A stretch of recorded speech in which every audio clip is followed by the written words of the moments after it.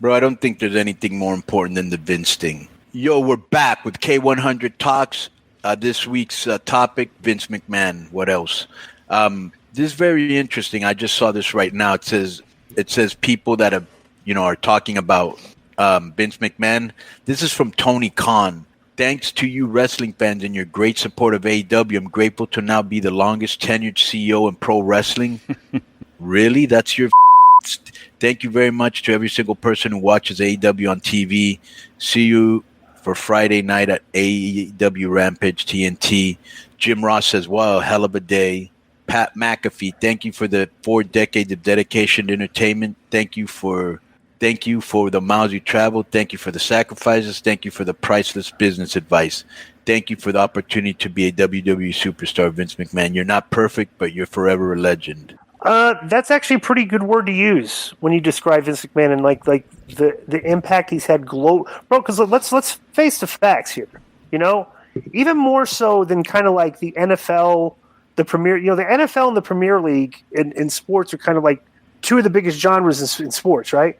But it's weird how like NFL football is like an American genre, but you can go overseas, you can find some fans that like it, right?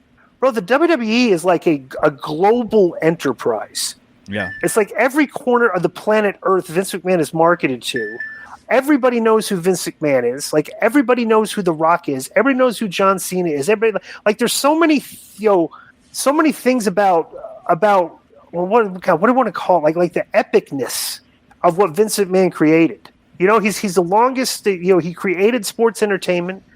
By dubious methods, he was producing such great content that he put everybody out of business.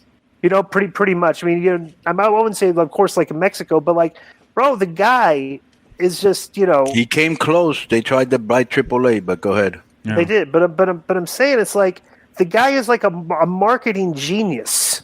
Like, here they are, and like, during this era of time and period of time that they're in, and they're not doing good. They're not doing good television ratings. Like their product compared to the past is not that good, but they're making record profits. It's like, the guy has just like learned how to market and make money and just like make a lot of his wrestlers money. He's made The Rock famous. The Rock is now the number one actor in Hollywood, and basically, made his, built his brand in the WWE, but now does this have heat with you, or is it over with you? It says, this from Mark Madden. Only one man can replace Vince McMahon as head of WWE Creative. At Real Disco, #BugleBeak. Oh. I would agree with that. I would agree. BugleBeak too? Yeah, I think I could. I would replace Vince as the head of creative. But right. Well, I'm telling you this. Vince's, if you want to hear this, Vince put out an email to all the talent as he was announcing his retirement. It's leaked already to Reddit. If you'd like to hear Vince's final statement Let's of the hear talent. To all WWE superstars, as I approach 77 years old, oh my God, am I really that old? I feel it's time for me to retire. I've thoroughly enjoyed sharing my passion, wisdom, and love of the business with you. No longer will you see the smiling, docile, level-headed, calm presence at Gorilla every week. Your dedication to WWE will ensure that our company will continue to grow and prosper. Our organization is nothing without you. You are WWE's only natural resource chosen to perform in front of a global audience. You are all WWE global ambassadors. Carry the WWE flag wherever you go, wave it high and proud, and bust your ass to be all you can as a person and as a performer. One other thing, I won't be with you, but I'll be watching. Remember to keep your hands up, grab a hold, and sell. By the way, SmackDown airs live tonight at 8 p.m. Eastern, 7 p.m. Central on Fox. He always has to get the plug-in to promote his product, right? Because he's still a 51% stockholder in the company. So let's talk about Brock. No. I'm not Brock. But Brock apparently has walked out. Right. And that'll be a static story going forward as we're recording this because it happened literally like an hour and a half ago. In protest. As we're recording this. In protest is the latest words. But here's the thing. Vince McMahon has announced his retirement. All right, and this is a period of time where we have to sit back and you have to kind of appreciate because like there's so many people in this business, like guys like me and you and stuff are thinking, we grew up watching Vince McMahon. Like Vince McMahon is one of the inspirations of provided professional wrestling that we used to watch that got us into the business because we loved it so much, right? And you have to kind of celebrate. This is a time where you have to like be, like when Kobe Bryant died, and everybody was like, you kind of have to celebrate the career of Kobe Bryant. But then there was that one journalist, comedian. No, not comedian, but there was this one girl. She recently got fired from the Washington Post where she talked about his rape conviction like 2 hours after he died. Right? Yeah. You know that this happening, that the trolls are all going to be all over the fact. Okay, why has Vince been? Why did he retire? Because of sexual misconduct, and they're going to try to bury him. Yeah.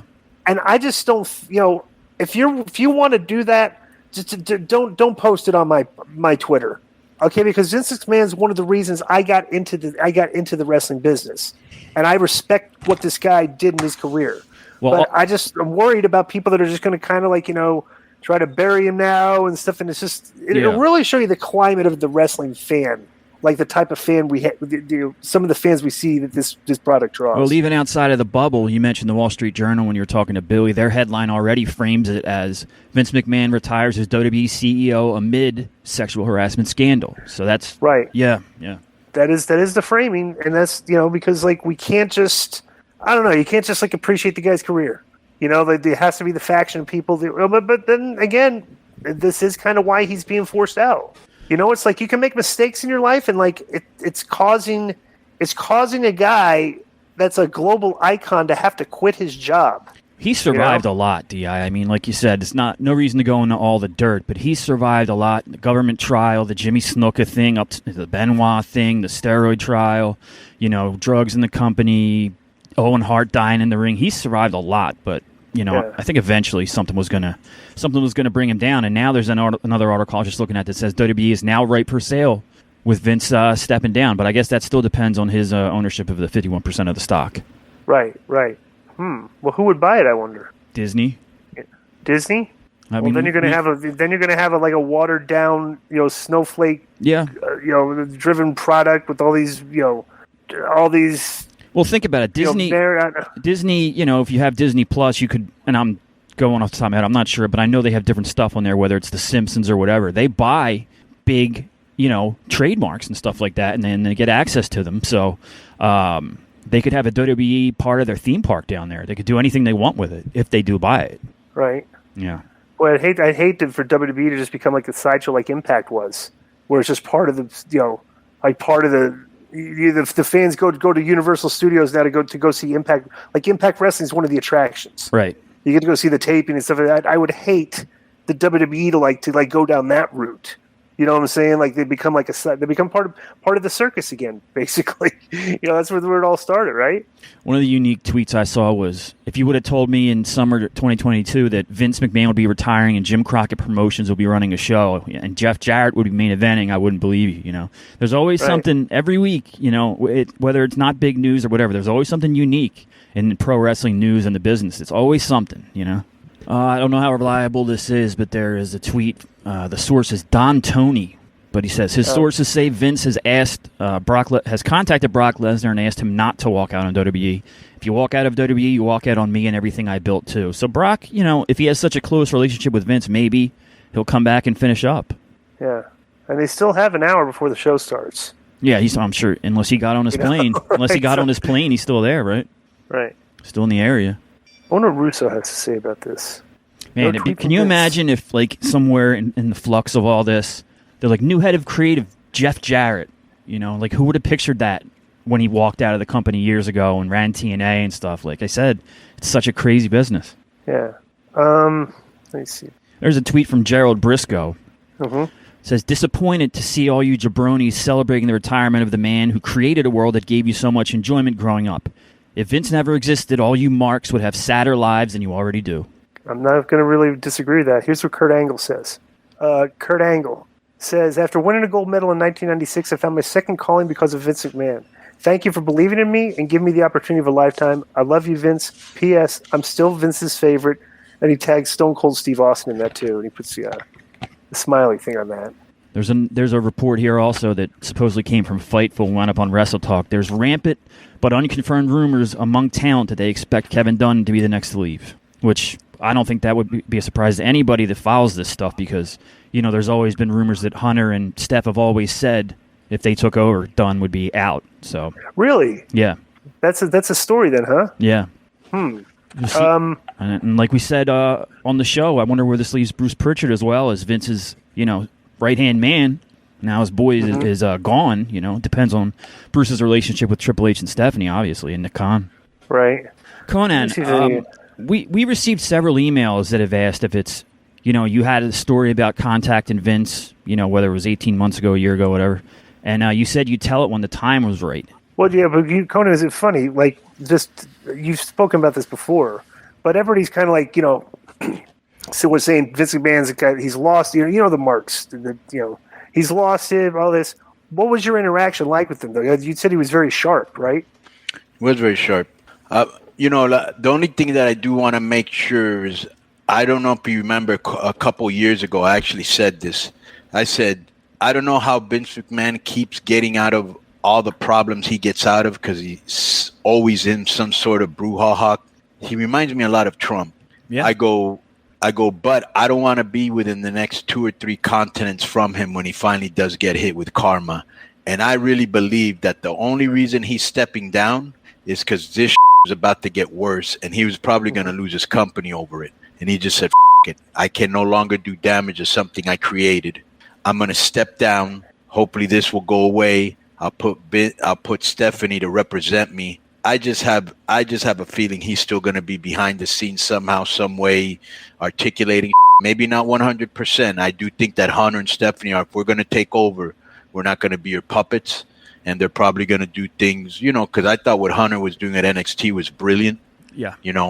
And if he can bring that to WWE, to the main roster, we're on our way. And we've seen Nick has been incredible. If he's the guy behind getting Logan Paul and Bad Bunny and all this other, the guy's been incredible for business. So I think Vince knows what he's doing. He says, I'll put my daughter, who I can kind of in a way be her consigliere. Nick will help us make some cheese. Hunter can handle the. I don't know when he finally came to the realization, because he basically fired Hunter or got rid of him from NXT when he was doing a great job. Because I don't think this NXT that they have right now is any better than it was before. No, no. And so I think he also probably knows that, hey, he told him to get rid of AEW, and maybe either, and this could be Hunter's fault or it could be Vince's fault, they had the ammunition and they didn't use it. Bringing in Charlotte 4 weeks in a row, that's not a real big deal.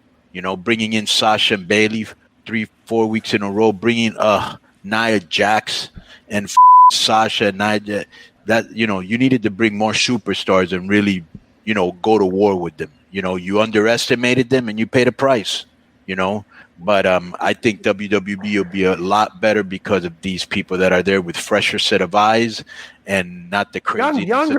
Younger, period. And not only that, bro, you have no idea, and I can say this now, how many times I've talked to Rey Mysterio literally, like with an hour before the show's about to go on the air, and they change on him for like the 3rd time, the day of. Yeah. Bro, you got a week to put together a show with how many writers? I do the show in Mexico alone. Obviously, I don't have the resources AEW has. I don't have the resources WWE has. I don't have 18 assistants. I don't have 18 production assistants. I don't have secretaries. So it's very easy to go, oh, well, Konnan isn't doing this and Konnan isn't. Yeah, well, I don't got the tools, dude. When I have them, you'll see what I can do, But for what I'm doing without the resources that I have, I think I do a well enough job. But, they've got all these writers and all this. Bro, you've been backstage. It's a monster company, and they're still rewriting the day of because of Vince. Now, let me tell you what happened when I did talk to him, and I will tell you what he did tell me. Okay, so basically, he wanted to do a Latin show, and it was me, him, Rey Mysterio, and Bruce Pritchard.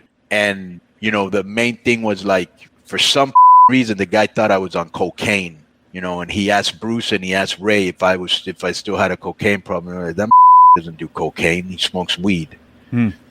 So this had it in his head. I had a coke problem. Can you believe that? Right. Somebody that was against you probably planted that in his head. Back in the day or whenever. Whatever the case might have been. Who gives a? But that's what the guy thought. Anyways, So that was the first thing that I was like, what? And then the other thing was he was like, well, what's your relationship with AAA? And I was like, well, it's very good right now. I just want you to know that I am not leaving AAA under no circumstances to come to work to WWE. He goes, why not? And I said, because, Vince, I don't want for you to do budget cuts or some and throw me the out the door. I didn't say but throw me out the door. And I'm at 60 years old knocking on the door of AAA asking for work. I'm not going to put myself in that position. So I'll work with you. I'll help you any way you want, but I'm staying in AAA, just so you know. He goes, well, I don't usually work like that, but we'll see. I knew right then and there it was done, but the conversation continued. And then he said, well, because Oscar had told me, Ray had to go, tell him all the things you can do. I go, bro, I'm going to sound like a mark putting myself over. You tell him what I can do. So Ray says, tell him all the things that you can do. And he goes, I already know what you can do. And I was like, all right. And then he said, and I said, with all due respect, Vince, I don't think you're properly exploiting the Latin talent in WWE. What you're doing is you're bringing Mexicans to do Mexican moves within the confines of an American match. That's not what Latinos want to see. Bro, he actually told me this, and I told you this when he told me, Disco, and it popped me and opened my eyes. And I was like, is this guy the best worker in the world? Or does he really believe what he just told me? He actually told me, well, that's why I'm talking to you, because nobody wants to hear from an out-of-touch 70-year-old white guy. Can you believe he told me that? Yeah, I think I can, kind of, because it's kind of, it's funny too about. Do we ever discuss that time when Kenny King was on the podcast with Vince Russo? No. And Kenny basically, was telling Vince Russo, how can you write for African American talent when you've never experienced a moment of anything that we've encountered in our life, right? And then Vince was like, yeah, you're absolutely right. That's a good point, because and we forget. I wonder if Vince kind of learned that as you get old, when you think you're right about everything, then people kind of tell him at some point. It's like, dude, what do you know about the Mexican culture, bro? Because this was hysterical. I remember when Terry Taylor and Vince used to tell when I used to write, and they used to tell me stories because. It used to be Vince, Ed Ferrara, Terry Taylor, and Vince McMahon. Okay, would write the shows, or they'd all meet. And he said, and Terry Taylor said that Russo, Vince always had his kiss ass, people stuff.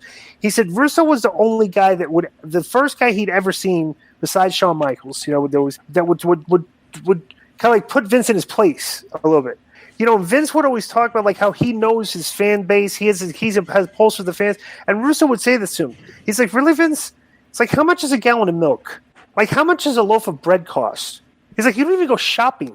It's like, how do you have any how are you in touch with your fan base if you don't do any? You're a rich guy that lives in Manchester. Everything you have nothing in common with these fans. You know what I'm saying? And then Terry and Ed would be like, I can't believe he just told him that.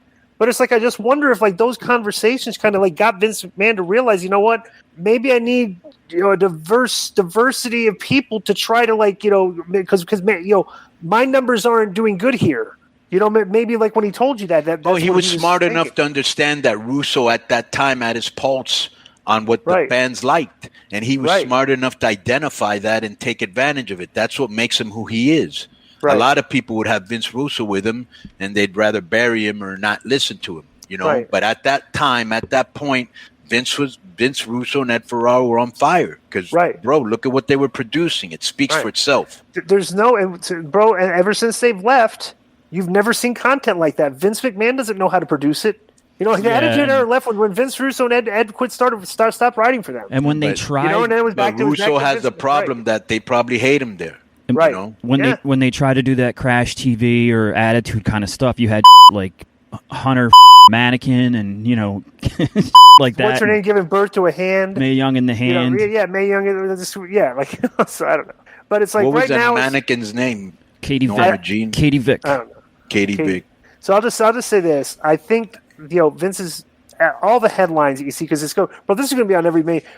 I'm really interested in the next day or so to watch how bro, he's an American success story, an American icon, an American hero. Who doesn't know him? Every facet of America knows who this man is. And listen I to wanna this. see what Speaking of, hold on, Disco. Speaking of success story, do you know how much Vince paid initially for WWE?